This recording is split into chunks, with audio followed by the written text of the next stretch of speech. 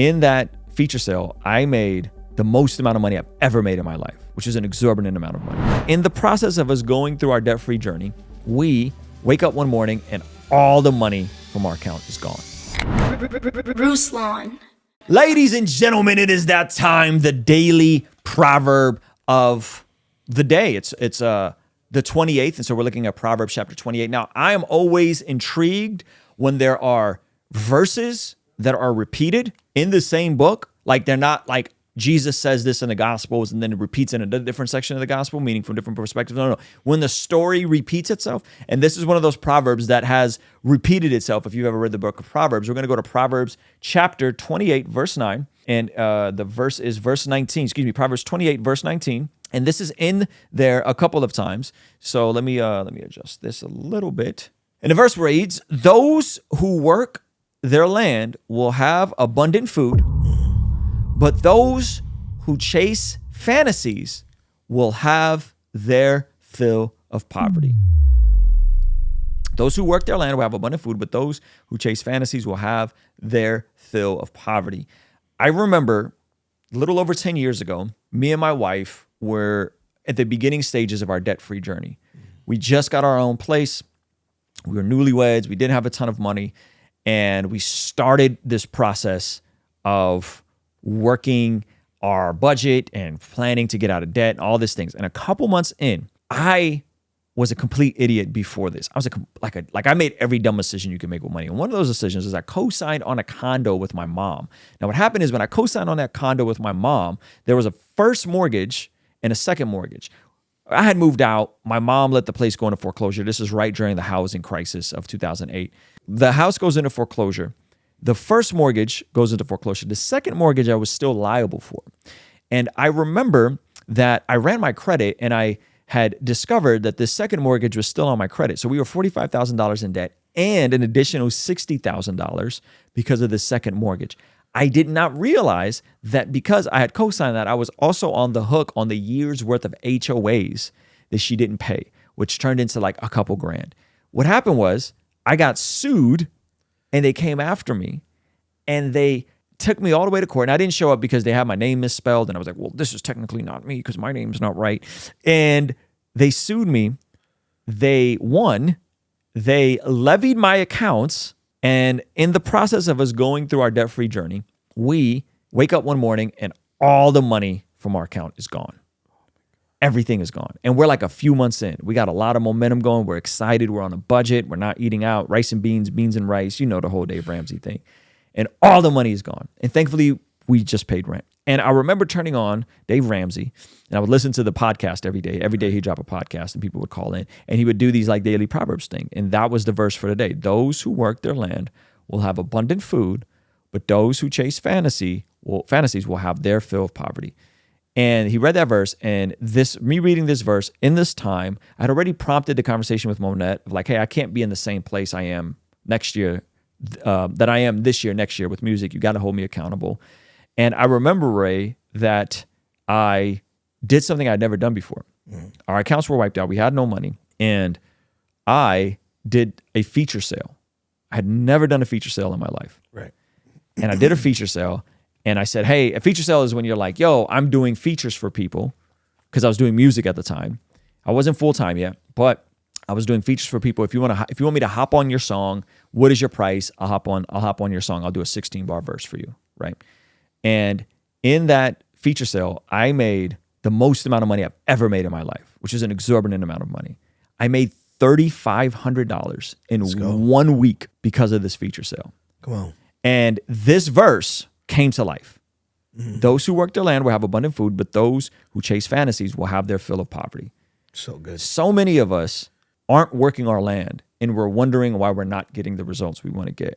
We're chasing fantasies. And I knew that music, if I was going to continue doing it, couldn't be a fantasy. If I was going to do YouTube, it couldn't be a fantasy. I had to be working my land because I'm now at an age where like I don't got time for hobbies. Yeah. You know, people be in a bowling league and into basketball. I don't have time for that. And so by the grace of God, man, we paid off $45,000 a day in 18 months. That additional $60,000, I called and settled it for $1,000. Come on. And we were completely debt free in an 18-month window.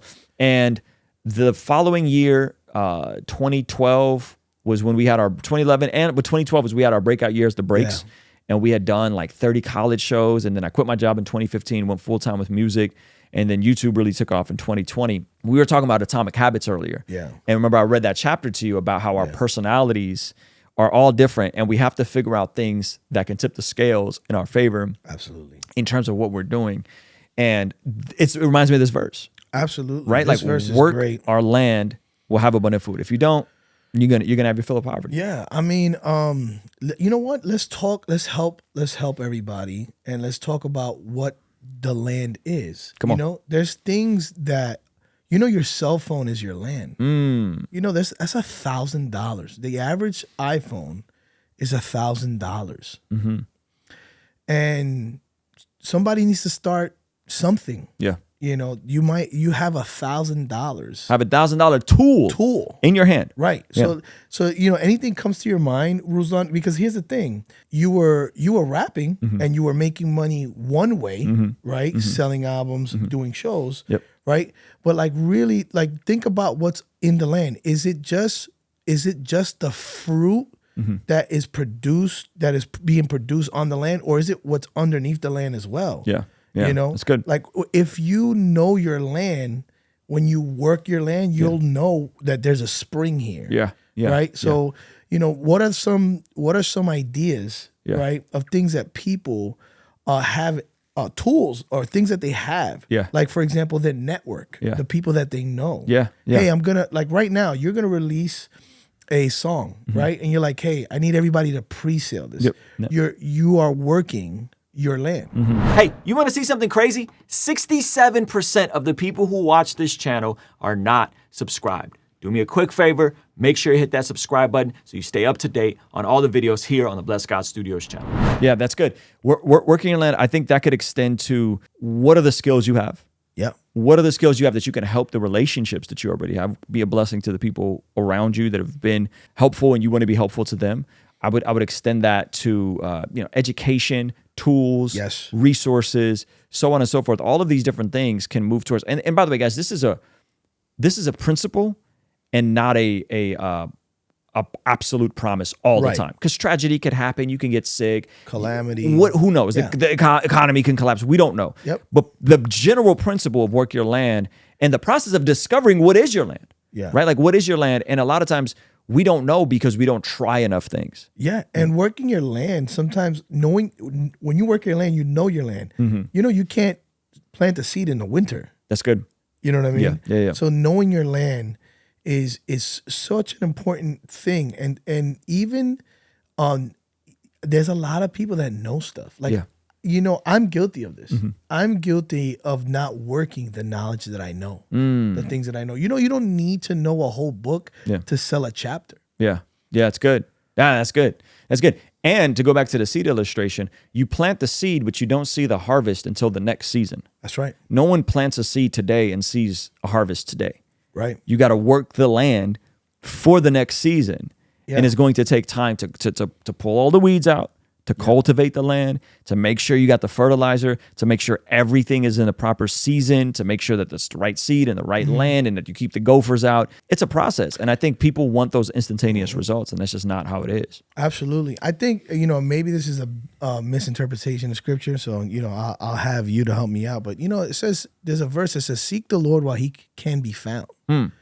You know, there's people that God is using in your life right now that's speaking wisdom to you, that's giving you game, and that game is available to you right now. Right. But if your heart is hard, and you don't want to work that information, there's gonna be a time where you're gonna be like, what did Ruslan say on his channel? Or what was that person telling me? Right. And we were just talking about this.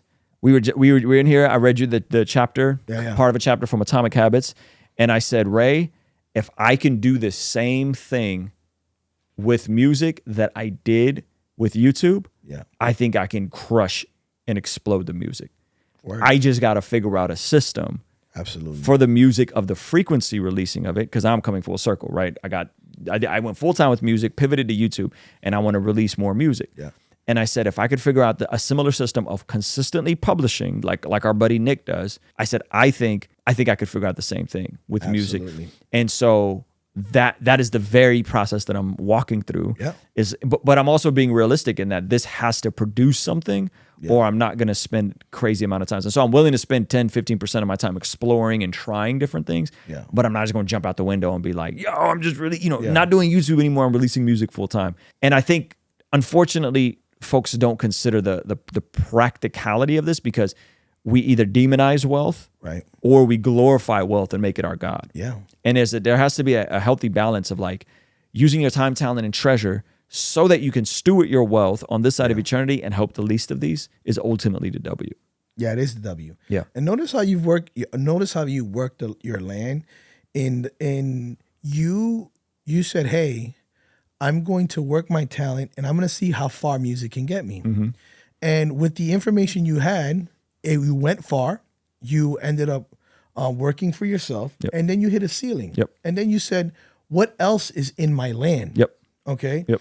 And as you started working, looking through the rest of your land, you're like, whoa, I got these other skills. Yep. Yep. And then you started doing YouTube. Yep. Right. Yep. And that's grown. Yep. And now you've learned even more information. Yep. You can go back to music. Yep. And it reminds me of there's this gap between what God has for you and where you're at right now. Yeah, it's good. Right. So for example, David, he was a shepherd boy, Yeah. right? Yeah. What does taking care of sheep and playing the harp has anything to do with being the king of Israel? There was a gap between where he was supposed to be, right? Yep. And where he was at the moment, Yeah. right? Yeah. But what did he do? The Bible said that even after he was anointed by Samuel, he went back to take care of his father's sheep. Yep. So he went back to his responsibilities. Come on. So a lot of people, they get a word preached over them. They know that the Lord has called them to do something, right? Yeah. But they don't want to go back to be faithful to what they have in their hands at the moment. That's good. That's good. It reminds me of, this sounds so weird. It reminds me of the conversation I was having with Pastor Greg Laurie. and he said exactly that. He said, upon getting saved, he had gotten a prophetic word from Lonnie Frisbee that he was going to, he had a vision of him preaching before tens of thousands of people. Yeah. And he said that he went to pastoring and shepherding a local church, just like David went to shepherding the animals. He went to shepherding a local church, and he did that for decades.